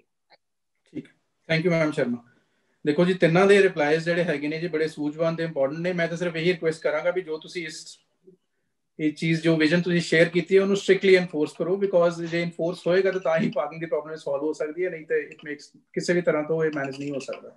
Coming to the second issue, second issue ਜਿਹੜਾ ਅੱਜ ਦੀ ਡੇਟ 'ਚ ਮੈਨੂੰ ਇਹ ਲੱਗਦਾ ਐਗਜ਼ੈਕਟਲੀ ਤੇ ਬਾਹਰਲੀ ਵੀ ਬੜਾ ਕੰਸਰਨਿੰਗ ਹੈਗਾ, ਉਹ ਹੈਗਾ ਜੀ ਪੈਂਡੇਮਿਕ ਤੇ ਕੋਵਿਡ-19 ਮੈਨੇਜਮੈਂਟ ਦਾ। ਤੁਸੀਂ ਦੇਖ ਰਹੇ ਹੋ ਵੀ ਐਗਜ਼ੈਕਟਲੀ ਪਹਿਲਾਂ ਲਾਕਡਾਊਨ ਐਨਫੋਰਸ ਹੋਇਆ, ਹੁਣ ਹੌਲੀ ਹੌਲੀ ਅਨਲੌਕ ਗਾਈਡਲਾਈਨਸ ਹੋ ਗਈਆਂ। ਸੋ ਅੱਜ ਦੀ ਡੇਟ 'ਚ ਪ੍ਰੈਕਟੀਕਲੀ ਆਲਮੋਸਟ ਸਾਰੀਆਂ ਚੀਜ਼ਾਂ ਖੁੱਲ ਗਈਆਂ, ਬਸ ਆਪਣੀਆਂ ਕੋਰਟਸ ਹੀ ਨੇ ਜਿਹੜੀ ਅੱਜ ਦੀ ਡੇਟ 'ਚ ਫਿਜ਼ੀਕਲੀ ਨਹੀਂ ਚੱਲ ਰਹੀਆਂ। ਮੇਰੀ ਰਿਕੁਐਸਟ ਤੁਹਾਡੇ ਤਿੰਨੋਂ ਕੰਟੈਸਟੈਂਟਸ ਨੂੰ ਹੈ ਵੀ ਤੁਹਾਡਾ ਕੀ ਵਿਊ ਤੇ ਵਿਜ਼ਨ ਹੈਗਾ ਕਿ ਲੈਟਸ ਸਪੋਜ਼ ਕਿ ਐਗਜ਼ੈਕਟਲੀ ਵੀ ਅੱਜ ਤੋਂ 15-20 ਦਿਨ ਤੋਂ ਬਾਅਦ ਇਹ ਸਾਡੀ ਜਿਹੜੀ ਹੈਗੀਆਂ ਕੋਰਟਸ ਜਿਹੜੀਆਂ ਹੈਗੀਆਂ ਇਹ ਓਪਨ ਹੋ ਜਾਂਦੀਆਂ ਫॉर ਫਿਜ਼ੀਕਲ ਹੀਅਰਿੰਗ। ਤੁਸੀਂ ਐਜ਼ ਅ ਟੀਮ ਜਦੋਂ ਉੱਥੇ ਤੁਸੀਂ ਮੈਨੇਜ ਕਰੋਗੇ, as a secretary, as a group, ਤੁਸੀਂ ਜਿਹੜਾ ਹੈਗਾ ਤੇ ਤੁਸੀਂ ਸੋਸ਼ਲ ਡਿਸਟੈਂਸਿੰਗ ਨੋਰਮਸ ਨੂੰ ਕਿਵੇਂ ਇਨਫੋਰਸ ਕਰੋਗੇ, ਮੈਡੀਕਲ ਫੈਸਿਲਿਟੀਜ਼ ਤੁਸੀਂ ਕਿਵੇਂ ਦਿਓਗੇ, ਵਿਜ਼ਾ-ਵਿਜ਼ ਕੀ ਤੁਸੀਂ ਜਿਹੜੇ ਹੁਣ ਅੱਜ ਦੀ ਡੇਟ ਦੇ ਵਿੱਚ ਤੁਸੀਂ ਇਹ ਵੀ ਦੇਖੋ ਵੀ ਜਿਹੜੇ ਸਾਡੇ ਵਰਚੁਅਲ ਸੈਸ਼ਨਸ ਵੀ ਨੇ, ਜਦੋਂ ਇਨੀਸ਼ੀਅਲੀ ਸ਼ੁਰੂ ਹੋਈਆਂ ਸੀ ਤੇ ਬੜੀਆਂ ਪ੍ਰੋਬਲਮ ਸੀਗੀਆਂ, ਪਰ ਅੱਜ ਦੀ ਡੇਟ 'ਚ ਕਾਫੀ ਇੰਪਰੂਵਡ ਹੈ। ਇਹ ਤੁਸੀਂ ਦੋਨੋਂ ਚੀਜ਼ਾਂ ਦਾ ਬੈਲੈਂਸ ਕਿਵੇਂ ਕਰੋਗੇ ਕਿ ਵਕੀਲਾਂ ਦੀ ਸਿਹਤ ਵੀ ਖਰਾਬ ਨਾ ਹੋਏ, ਐਗਜ਼ੈਕਟਲੀ ਕੋਰਟ ਸਟਾਫ ਨੂੰ ਤੇ ਲਿਟੀਗੈਂਟਸ ਨੂੰ ਵੀ ਐਂਟਰੀ ਮਿਲੇ, ਉਸ 'ਚ ਕੀ ਸੁਜੈਸ਼ਨਸ ਨੇ ਕਿ ਐਗਜ਼ੈਕਟਲੀ ਵੀ ਬੰਦੇ ਨੂੰ ਇਨਫੋਰਸ ਕੀਤਾ ਜਾ ਸਕੇ ਕਿ ਫਿਜ਼ੀਕਲ ਹੀਅਰਿੰਗ ਜਿਹੜੀ ਹੋ ਰਹੀ ਹੈ ਉਸ 'ਚ ਸਭ ਨੂੰ ਪ੍ਰੋਬਲਮ ਤੇ ਡਿਜ਼ੀਜ਼ ਕੰਟਰੋਲ ਸਾਡਾ ਪ੍ਰੋਪਰ ਹੋਏਗਾ ਜੀ। I will start with mister Bangar first on this question. Mister Bangar ਤੁਸੀਂ ਰਿਸਪੌਂਡ ਕਰੋ जी प्लीज। सर फर्स्टली तो हम इसको पार्ट में स्टार्ट करेंगे फिजिकल हियरिंग को। मुझे लगता है कि ये पार्टली इसको शुरू किया जा सकता है कि 50% का ऑप्शन हम दे दें ताकि जो मेंबर्स आना चाहें वो आके करें फिजिकली, जो वीसी से करना चाहें वो वीसी से कर सकते हैं। सेकेंडली हेल्थ इशू को रिलेटेड अगर हम बात करेंगे, आज की डेट में इतने मेंबर्स हमारे पास एनरोल हैं, मैं समझता हूं कि कोई हेल्थ पॉलिसी हमारे पास अवेलेबल नहीं है जो कि मैंडेटरी है। मैं ये समझता हूं कि अगर मुझे सेक्रेटरी बनने का मौका मिला तो मैं पूरे मेंबर्स को जो भी अपने 31 मार्च तक चंदा क्लियर कराएंगे उन सबको हर साल फ्रेश मेंबरशिप बार की तरफ से दी जाएगी कि आपका और आपकी फैमिली का इतना कवर हम कर रहे हैं। उसके अंदर अगर हम मेंबर्स की ड्यूटी लगाते हैं कि आप अपनी जेब से चंदा दीजिए, तो हो सकता है कि कुछ मेंबर्स देते हैं, कुछ नहीं देते हैं। मैं समझता हूं कि कलेक्टिवली उसके लिए एक फंड का इंतजाम किया जाएगा प्रॉपरली, और वो फंड जब हमारी पूरे एनुअल जो हमारी फी 3600 रुपये 3300 रुपये के आसपास जो भी हमारा वट एवर अमाउंट होगा उसमें हम कुछ पैसे ऐड कर देंगे, और वो पैसे ऐड करके उस एक सेपरेट अकाउंट में जाएंगे जिससे हम सबके लिए हेल्थ इंश्योरेंस की पॉलिसीज खरीदेंगे। उसके बाद हमारा हर मेंबर मेरे ख्याल से सिक्योर रहेगा और हर साल मेंबरशिप के दौरान उसके पैसे जमा हो जाएंगे और जब भी किसी मेंबर को जरूरत पड़ेगी ऑटोमेटिकली वो उससे कवर हो जाएगा, किसी को कोई दिक्कत नहीं आएगी। और एक लाइन इसके अंदर और लिख दी जाएगी जब हम इस फंड का निर्माण करेंगे कि इस फंड से वो पैसा बाहर के किसी काम के लिए यूज नहीं किया जाएगा, उसके अंदर जो भी अमाउंट होगा वो डोनेट किया जाएगा। कोई भी साथी अपनी मर्जी से अगर उसके अंदर डोनेशन देना चाहे तो उसको 10% की हम रिबेट भी देंगे। जो एनुअल सब्सक्रिप्शन हम यहाँ 3300 रुपये या समथिंग जितने भी हमारी है उसके अंदर हम उसको छूट देंगे ताकि हमारा वो हेल्थ का जो फंड है प्रॉपरली वो काम कर सके और हर किसी को मदद मिल सके। और जो Bangar ji, coming to you once again, black and white ਦੇ ਵਿੱਚ फिजिकल हियरिंग शुरू होनी चाहिए है कि वर्चुअली चलनी चाहिए है? What is your view? Yes और नो ਦੇ ਵਿੱਚ आंसर। सर बिल्कुल बिल्कुल मैं फिजिकल हियरिंग के हक में हूं सर। मैं कोई ये नहीं कह रहा क्योंकि यहाँ स्टैंड लेना जरूरी है, इधर दिस साइड और दिस साइड। जो व्यक्ति आपके लिए स्टैंड लेगा वो आपके लिए मेहनत करेगा। जो व्यक्ति आज खुल के स्टैंड नहीं ले सकता वो आपके लिए कुछ नहीं कर सकता क्योंकि उसको पीछे से पूछना पड़ेगा, उसको उन साथियों से पूछना पड़ेगा, फिर उसको अपने बॉस से पूछना पड़ेगा, वो अपने सीनियर से पूछेगा। वो आपके लिए कोई फैसला। So you are in favor, exactly, strongly in favor. Strongly in favor. ठीक है बांगड़ साहब। Madam Rani please. Thank you. मैं इस बात में फिर वही कहूंगी कि 6 तारीख को आप जो एग्जांपल सेट करोगे उसके ग्राउंड्स पे हम कह सकते हैं कि फिजिकल हियरिंग हो सकती है कि नहीं। बिकॉज आज सबसे पहली बात तो ये कि वकीलों के अंदर ब्रेन में पैनिक इतना है, वो वोट डालने के लिए भी आने को तैयार नहीं है। अगर 6 नवंबर को हमें एक पॉजिटिव हमने आइडियल एग्जाम्पल क्रिएट कर दिया तो उसके बाद हम ये, जैसे कि बांगड़ साहब ने भी कहा, जो जिनको पैनिक है उनके लिए वीसी पे करवाते रहेंगे। आज जिनको पैनिक नहीं है, जो फिजिकल अपीयरेंस में इंटरेस्टेड हैं, उनको हम फिजिकल अपीयरेंस के थ्रू ले आएंगे। हम मैडम शर्मा फिजिकल में आएंगे कि उसमें आएंगे, दूसरे मोड में आएंगे? मैडम फिजिकल, अगर मैडम शर्मा ने केसेस करने हैं तो मैडम शर्मा फिजिकली करेंगे कि मैं फिजिकली आऊंगी? मैं फिजिकली आऊंगी। वेल सेड मैम, बहुत बढ़िया। Please please please Singla sir please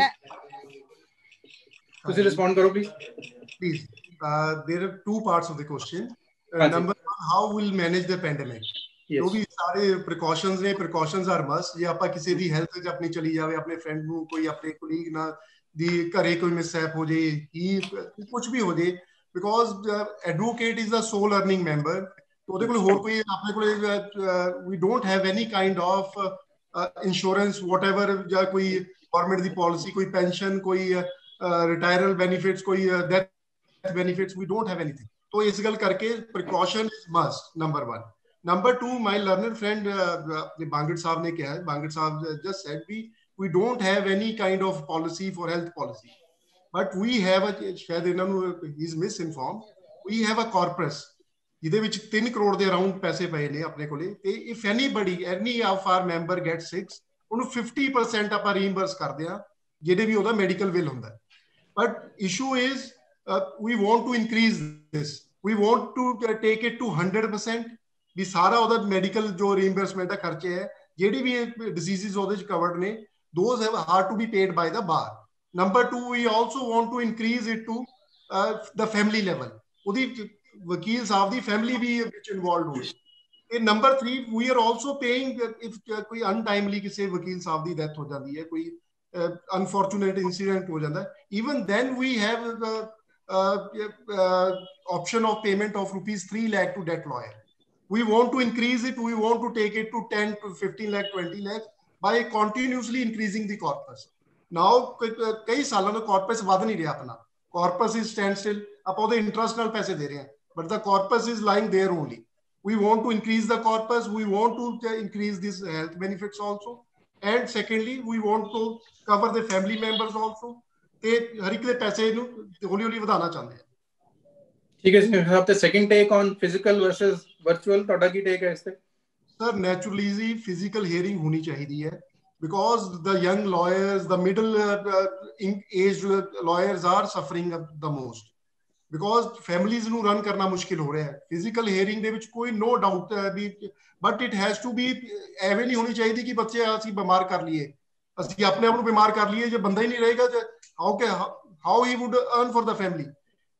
This has to be in phased manner, this has to be with proper precautions, but the physical hearing is must. It is a high time that now we should start physical hearing in phased manner. Thank you all the contestants. Now moving to the ਅਗਲੀ issue ਤੇ ਅਸੀਂ ਗੱਲ ਕਰੀਏ ਜਿਹੜਾ ਵੀ ਬੜਾ prominent ਮੁੱਦਾ। In fact ਤੁਸੀਂ ਤਿੰਨਾਂ ਕੰਟੈਸਟੈਂਟਸ ਨੇ, ਤੁਸੀਂ ਤਿੰਨਾਂ ਨੇ ਉਹੀ ਇਸ਼ੂਜ਼ ਤਿੰਨੋਂ ਟੱਚ ਕੀਤੇ ਨੇ with regard to uniformity in the working of the courts, ਜਿਹਦੇ ਵਿੱਚ ਅਸੀਂ ਕਹਿੰਦੇ ਹਾਂ ਵੀ exactly different courts have different timings of sitting and taking up cases in the roster, ਕਿਹੜੇ ਪਹਿਲੇ ਲੈਣੇ ਕਿਹੜੇ ਬਾਹਰ ਲੈਣੇ. You three, all of you have addressed on the issue. ਮੇਰਾ ਸਿਰਫ ਇੱਕ issue ਜੋ prominently in fact ਜੋ ਬਾਕੀ ਵੀ ਸਾਰੇ ਜਿਹੜੇ ਹੈਗੇ ਨੇ young lawyers ਵੀ ਤੇ seniors ਵੀ exactly ਇਸ point ਤੋਂ that is with regard to overcrowding in courts. There are some courts ਜਿੱਥੇ almost cases ਜ਼ਿਆਦਾ listed ਹੁੰਦੇ ਨੇ and they are fast in doing it. Exactly court ਦੇ ਵਿੱਚ ਇੱਕਦਮ ਹੀ ਭੀੜ ਲੱਗ ਜਾਂਦੀ. There are so much overcrowding. By the time your number is called, you are since stuck up in the gate ਤੇ ਤੁਹਾਡੇ case ਉਹ pass over ਹੋ ਜਾਂਦੇ ਨੇ. ਇਹ issue exactly ਅੱਜ ਤੱਕ ਕਦੀ reasonably address ਨਹੀਂ ਹੋਇਆ. So how do you, with regard to this exactly, with the court the functioning fast ਹੈ, how do you regulate the traffic in the courtrooms ਕਿ ਉੱਥੇ overcrowding corridors ਦੇ ਅੰਦਰ ਨਾ ਹੋਏ so that we ਜੇ ਤੁਹਾਡੀ turn case ਹੀ ਆਉਂਦੀ ਹੈ that we can reach on time. Starting with Madam Rani, please. Ma'am, तुसी respond करो, please. देखिए, एडवोकेट्स को कहेंगे वेल आप इधर जाइए, वो इधर जाइए. असल में ये पॉसिबल नहीं है. उसके लिए हम जस्ट लाइक स्कूल्स में होता है स्काउट्स एंड गाइड्स, ऐसे हम एग्जेक्टिव अपॉइंट कर सकते हैं जो जिस विंग में जब खड़ा हो वो रिक्वेस्ट करके. नहीं मैम, मेरी सिर्फ इशू ये सीगा exactly you being the leader, जे तुसी लीडरशिप पोजीशन ते आना ते कुछ ਉਹ ਕਹਿੰਦੇ ਨੇ ਨਾ ਪੰਜਾਬੀ ਚ ਵੀ ਥੋੜਾ ਜਿਹਾ ਡੰਡਾ ਵੀ ਚਲਾਉਣਾ ਪੈਂਦਾ. ਬੇਸ਼ੱਕ ਉਹ ਮੇਰੇ ਤੇ ਹੀ ਚੱਲੇ, I don't mind it at all, but issue is once you are taking up that position, ਫਿਰ diplomatically you have to come up with an answer to say exactly I agree with you exactly, but reason is ਕਿ ਜੇ ਉੱਤੇ 50 ਬੰਦਿਆਂ ਦੀ ਭੀੜ ਲੱਗੀ ਹੈ, ਤੁਹਾਡਾ case ਕਾਲ ਹੋ ਗਿਆ, ਤੁਸੀਂ ਉੱਥੇ ਪਹੁੰਚ ਹੀ ਨਾ ਸਕੋ.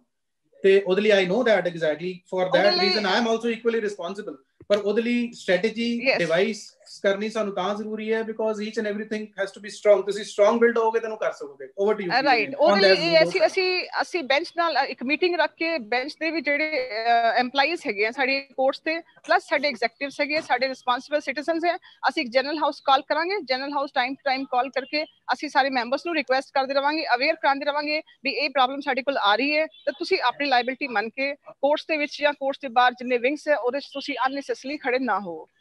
और इतना ही सोल्यूशन है और बहुत इजी सोल्यूशन है बिकॉज पॉइंट टू पॉइंट से डिस्पर्स करता है तो फ्रेंडली आपा किसी ਨੂੰ ਕਵਾਂਗੇ ਉਹ ਪਿੱਛੇ ਹਟ ਜਾਏਗਾ.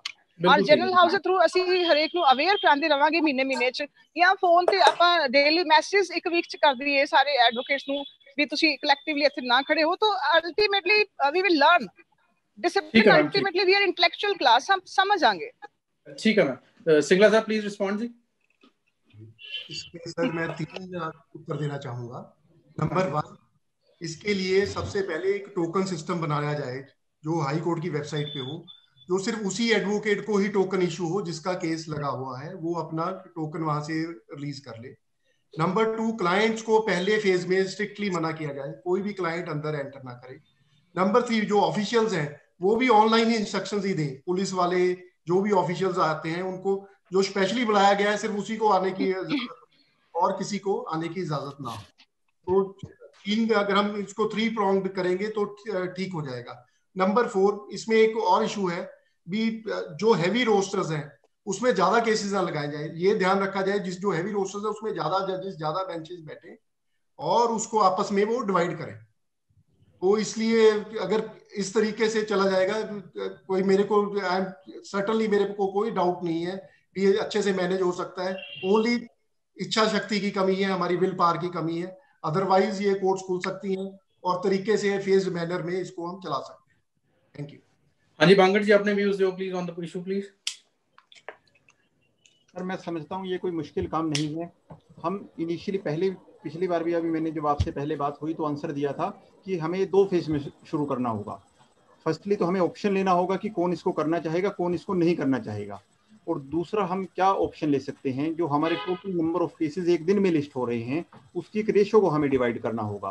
20-80 की करेंगे, फिर 40-60 की करेंगे, फिर 60-40 की. मीन्स 20% केसेस सिर्फ फिजिकल हियरिंग के लगेंगे. अगर वो हमारा कामयाब रहता है फिर हम 40 की तरफ जाएंगे, फिर हम 60 की तरफ जाएंगे, देन 80 की तरफ, फिर फर्दर 100%. एक फॉर्मूला ये बनता है. सेकंड, हमारा जो भी हम यहाँ 20% भी स्टार्ट करेंगे उसकी एंट्री सिर्फ और सिर्फ एक गेट से की जाएगी. एक गेट से वही आदमी एंटर कर पाएगा जिसका केस किसी ना किसी कोर्ट में लगा है. एक के साथ 2 या 3 एडवोकेट साथी अलाउड नहीं किए जाएंगे, क्योंकि हमें उसका स्ट्रिक्टली खुद कंप्लायंस अगर हम उसकी करेंगे तभी हम उसको आगे फर्दर फिजिकल में कन्वर्ट कर पाएंगे. मैं नहीं समझता कि एक से ज़्यादा साथी उसके अंदर जाएं. सेकेंडली, अगर किसी साथी का कोई केस नहीं लगा होगा वो कॉरिडोर में एंट्री नहीं करेगा। उसके ऊपर भी वही नियम लागू होंगे जो हमें सख्ती से करने हैं, जिसकी वजह से फिजिकल हियरिंग रीइंस्टेट हो सके। और वो कोई मुश्किल नहीं है, हमारे 3 केसेस लगे हैं, 3 वकील साथी अंदर जाए। मेरे ख्याल से इस प्रकार से हम अपना उसमें एंट्री कर सकते हैं और प्रिकॉशंस के साथ कर सकते हैं, ताकि कोई हेल्थ इशू ना आए, कोई अनवांटेड हमें कोई किसी प्रॉब्लम को फेस ना करना पड़े। क्योंकि जो साथी हमारे जो सीनियर साथी हैं, अबव 60 हैं, या कोई ऐसे हैं भी जिनको लग रहा है भी घर में कोई प्रॉब्लम है, वो अपनी रिटर्न रिक्वेस्ट, जैसे आजकल हम कोई रिक्वेस्ट डालते हैं, वो कर दी जाए, जिससे कि वो अपना घर बैठ के केस कर सकें। और एक और बात मैं कहना चाहूंगा इसके लिए, फिजिकल हियरिंग के साथ साथ हमें काफी केसेस ऐसे हैं जिसमें आज भी हमें रिक्वेस्ट करनी पड़ रही है। सपोज पैरोल का केसेस, पैरोल के अगर एग्रीकल्चर पैरोल या कोई और पैरोल आपको लेनी है, उसके लिए आप रिक्वेस्ट करते हो, जबकि वो जरूरी नहीं होनी चाहिए। जब हम दूसरे केसेस फाइल कर रहे हैं, रेगुलर बेल फाइल कर रहे हैं, तो कम से कम उनमें भी मौका मिले। मैं ये समझता हूँ कि हर प्रकार की जो मेंशनिंग है फर्स्टली वो खत्म होनी जरूरी है। हर केस को हमारे सुना जाए। अगर फिजिकली पॉसिबल नहीं हो रहा है तो वीसी के थ्रू करवाया जाए, हमें क्यू में नहीं बैठना पड़े। ठीक है बांਗੜ ਸਾਹਿਬ, ये शॉर्ट ऑफ टाइम जी ਤੁਸੀਂ ਆਈਡੀਆਜ਼ ਆਪਣੇ ਬੜੇ ਚੰਗੀ ਤਰ੍ਹਾਂ ਕਨਵੇ ਕੀਤੇ। Moving to the next issue, exactly ਇਹ ਇਸ਼ੂ ਵੀ ਬੜਾ ਬਰਨਿੰਗ ਇਸ਼ੂ ਹੈਗਾ, ਬਿਕੋਜ਼ ਇਹ ਸਾਡੇ ਯੰਗ ਲਾਇਰਸ ਜਿਹੜੇ ਹੈਗੇ ਨੇ, ਜਿਹੜੇ ਇਮੀਡੀਏਟਲੀ ਆ ਕੇ ਜੁਆਇਨ ਕਰਦੇ ਨੇ ਪ੍ਰੋਫੈਸ਼ਨ, ਉਹਦੇ ਲਈ ਹੈਗਾ। ਮੈਂ ਇਨਫੈਕਟ ਇਸ ਇਹਦੇ ਇਸ਼ੂ ਤੇ ਗੱਲ ਕਰਨਾ ਚਾਹ ਰਿਹਾ ਕਿ ਐਗਜ਼ੈਕਟਲੀ ਕਿ ਤੁਹਾਡਾ ਕੀ ਵਿਜ਼ਨ ਜਾਂ ਆਈਡੀਆ ਹੈਗਾ ਕਿ ਕੋਈ ਮੈਂਟਰਸ਼ਿਪ ਪ੍ਰੋਗਰਾਮ ਜਿਹੜੇ ਕਿ ਸਾਡੇ ਮੈਂਬਰਸ ਹੈਗੇ ਨੇ ਜਿਹਨਾਂ ਦੇ 15 ਇਅਰਸ ਪਲੱਸ ਐਕਸਪੀਰੀਅੰਸ ਵਾਲੇ ਹੈਗੇ ਨੇ, ਐਗਜ਼ੈਕਟਲੀ ਵੀ ਉਹ ਯੰਗ ਮੈਂਬਰਸ ਨੂੰ ਮੈਂਟਰਸ਼ਿਪ ਦੇ ਅੰਡਰ ਆਪਣੇ ਏਬਲ ਗਾਈਡੈਂਸ ਦੇ ਅੰਦਰ ਲੈਣ। ਉਹਦੇ ਵਿੱਚ ਮੈਂ ਇਹ ਨਹੀਂ ਕਹਿ ਰਿਹਾ ਵੀ ਨਹੀਂ ਉਹਨਾਂ ਨੂੰ ਤੁਸੀਂ ਐਗਜ਼ੈਕਟਲੀ ਕੋਈ ਸਟਿਪੈਂਡੀ ਪੇ ਕਰਨਾ, ਦੈਟ ਇਜ਼ ਯੋਰ ਵਿਸ਼, ਪਰ ਮੇਨ ਇੰਪੋਰਟੈਂਟ ਮੁੱਦਾ ਇਹਦੇ ਵਿੱਚ ਇਹ ਹੈ ਵੀ ਉਹਨਾਂ ਨੂੰ ਰੀਜ਼ਨੇਬਲ ਫੈਸਿਲਿਟੀਜ਼ ਪ੍ਰੋਵਾਈਡ ਕੀਤੀਆਂ ਜਾਣ, ਸੋ ਦੈਟ ਵੀ ਉਹ ਕੋਰਟ ਦੇ ਵਿੱਚ ਕੇਸਿਸ ਕੰਡਕਟ ਕਰ ਸਕਣ, ਪਲੀਡਿੰਗਸ ਆਪਣੀਆਂ ਇੰਪਰੂਵ ਕਰ ਸਕਣ, ਕੋਰਟ ਕਰਾਫਟ ਤੇ ਧਿਆਨ ਦੇ ਸਕਣ, ਜਿਹੜਾ ਕਿ ਨਾਰਮਲੀ ਅਸੀਂ ਦੇਖਦੇ ਹਾਂ ਵੀ ਕਿਸੇ ਵੀ ਆਫਿਸ ਅਸੀਂ ਜਾਂਦੇ ਹਾਂ ਉਹਨਾਂ ਨੂੰ ਏਦਾਂ ਦੇ ਆਪਸ਼ਨਸ ਜਾਂ ਮੁੱਦੇ ਨਹੀਂ ਮਿਲਦੇ ਐਗਜ਼ੈਕਟਲੀ। ਸੋ ਉਹਨਾਂ 'ਚ ਕੌਨਫੀਡੈਂਸ ਬਿਲਡਅਪ ਕਰਨ ਲਈ, ਉਹਨਾਂ ਨੂੰ ਅੱਛੀ ਤਰ੍ਹਾਂ ਕੋਰਟ ਕਰਾਫਟ ਸਿਖਾਉਣ ਲਈ ਔਰ ਕੋਰਟ ਦੇ ਐਟੀਕੁਏਟ ਸਿਖਾਉਣ ਲਈ, ਆਲ ਦੀਸ ਥਿੰਗਸ ਐਗਜ਼ੈਕਟਲੀ ਇਹਦੇ ਬਾਰੇ ਅਸੀਂ ਮੈਂਟਰਸ਼ਿਪ ਪ੍ਰੋਗਰਾਮ ਦੇ ਬਾਰੇ ਐਗਜ਼ੈਕਟਲੀ ਬਾਤ ਤੁਹਾਡੇ ਤਿੰਨਾਂ ਦੇ ਵਿੱਚੋਂ ਐਗਜ਼ੈਕਟਲੀ ਜੋ ਵੀ ਬੰਦਾ ਸਾਹਮਣੇ ਆਏ, whosoever is the best, ਤੁਹਾਡਾ ਕੀ ਵਿਜ਼ਨ ਵਿਊ ਹੈਗਾ ਵੀ ਤੁਸੀਂ ਕਿਵੇਂ ਇਹ ਯੰਗ ਮੈਂਬਰਸ ਨੂੰ ਤੁਸੀਂ ਹੈਲਪ ਕਰ ਸਕਦੇ ਹੋ ਜੀ? Starting with mister Singla please. ਜਿਵੇਂ ਤੁਸੀਂ ਦੇਖਿਆ ਹੋਵੇਗਾ, ਮੈਂ ਪਹਿਲਾਂ ਹੀ ਆਪਣੀ ਸਲਾਈਡ ਵਿੱਚ ਦੱਸਿਆ ਹੈ ਵੀ ਇੰਟਰਫੇਸ ਅਸੀਂ ਕ੍ਰੀਏਟ ਕਰਾਂਗੇ with the senior lawyers and the young lawyers. We want to keep a database ਜਿਹਦੇ 'ਚ ਪਤਾ ਲੱਗ ਜਾਏ ਵੀ ਬੱਚੇ ਨੇ ਕਿੱਥੋਂ ਕਿਆ ਕੀਤਾ ਹੈ, ਉਹਦੀ education qualification, what are his strengths, what are his Singla ਜੀ। ਇਨਫੈਕਟ ਮੈਂ ਇਹਦੇ ਵਿੱਚ ਡਿਫਰੈਂਟ ਲਾਈਨ, ਮੈਂ ਇਨਫੈਕਟ ਇਹ ਕਹਿ ਰਿਹਾ ਵੀ ਸੀਨੀਅਰ ਲਾਇਰਸ ਦੀ ਮੈਂ ਡਿਫਰੈਂਸ਼ੀਏਸ਼ਨ ਨਹੀਂ ਕਰ ਰਿਹਾ। I am saying anybody with 15 years of practice, ਜਿਹੜਾ ਬੰਦਾ ਰੀਜ਼ਨੇਬਲੀ ਪਲੇਸਡ ਹੈਗਾ, ਜਿਹੜਾ ਇੱਕ ਨਵਾਂ ਆ ਰਿਹਾ ਐਗਜ਼ੈਕਟਲੀ ਐਡਵੋਕੇਟ ਸਾਡੇ ਕੋਲ, who is a new member of the bar, exactly ਉਹਦੇ ਅਸੀਂ ਕੋਰਟ ਸਕਿੱਲ ਤੇ ਉਹਦੇ ਪਲੀਡਿੰਗਸ ਨੂੰ ਕਿਵੇਂ ਅਸੀਂ ਤੇ ਉਹਦੇ ਕੋਰਟ ਕਰਾਫਟ ਨੂੰ ਕਿਵੇਂ ਇੰਪਰੂਵ ਕਰ ਸਕਦੇ ਹਾਂ, so that we exactly some kind of a program ਜਿੱਥੇ ਕਿ ਇਹ ਕੰਪਲਸਰੀ ਹੋਏ ਐਗਜ਼ੈਕਟਲੀ ਸੀਨੀਅਰ ਮੈਂਬਰਸ ਲਈ ਕਿ ਇਹਨਾਂ ਨੂੰ exactly you are duty to them। ਉਸ ਲਾਈਨਸ ਤੇ ਮੈਂ ਗੱਲ ਕਰਨਾ ਚਾਹ ਰਹੀ ਸੀ। ਸਰ ਵਾਲੀਆ ਸਾਹਿਬ ਤੁਹਾਨੂੰ ਮੈਂ ਦੱਸਦਾ, ਹਾਂਜੀ ਬਾਂਗੜ, ਆਈ ਟੇਕ 2 ਮਿੰਟਸ। ਬਾਂਗੜ ਸਾਹਿਬ ਹਾਂ ਪਲੀਜ਼ ਮੈਂ ਬੜਾ ਨੋ ਪ੍ਰੋਬਲਮ ਵੀ ਬੜਾ ਲੀਡ ਆਫਿਸ ਚੋਂ ਆਉਣਾ ਹੈ ਜਾਂ whatever, I am from a middle class family.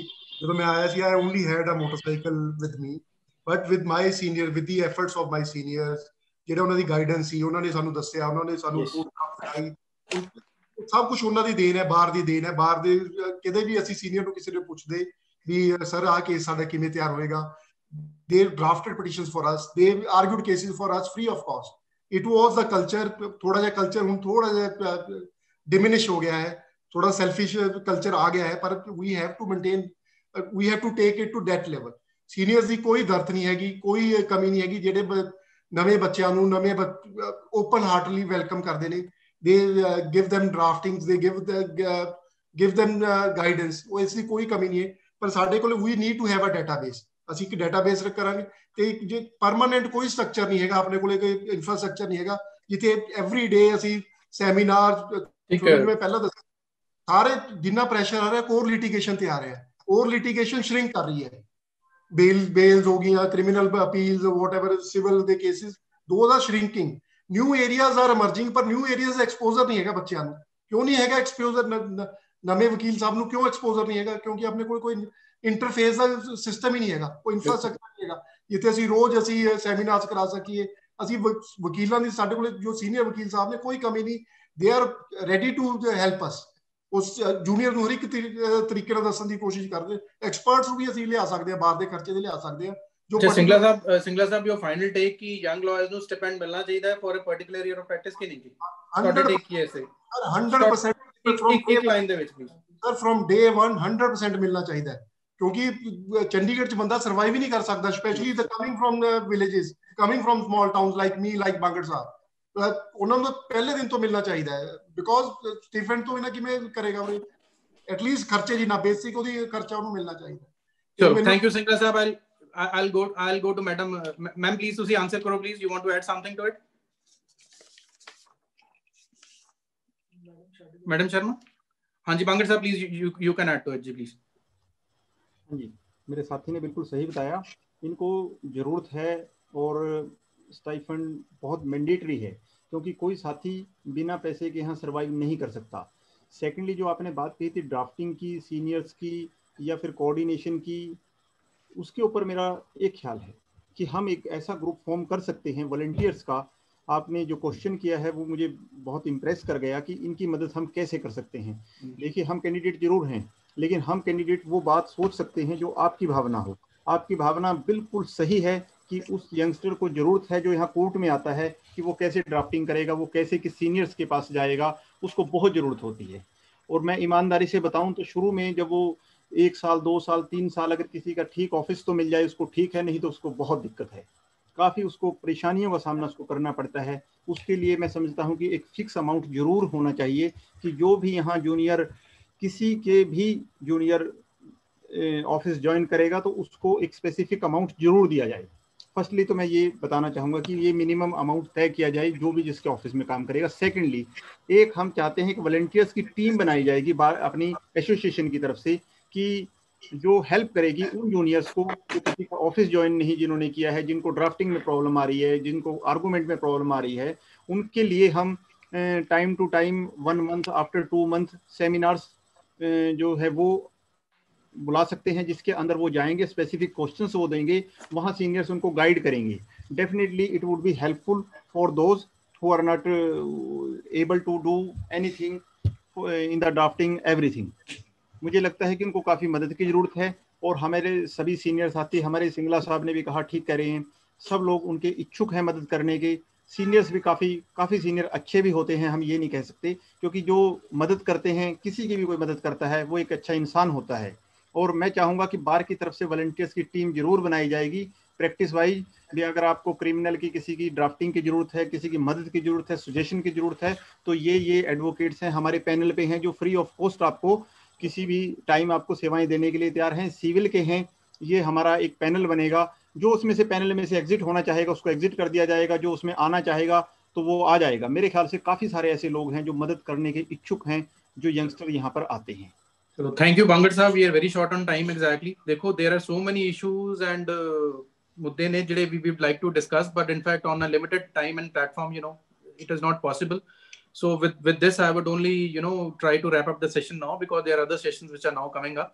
I would thank Mr. Singla, Bangar and Madam Sharma, and wish you luck, best of luck, and may the best person win. Exactly, this is what we want from all of the persons, and may God give you grace to whatever you have said, that vision jali hai exactly, so you can take this vision to the further, because this is why this is important, is because the kind of problems we are facing in this pandemic, this team will be very important for us to carry forward. So I would also request the electorate, also my learned friends at the bar and colleagues, that you come and make an informed choice and come up with good numbers to make this voting a huge success.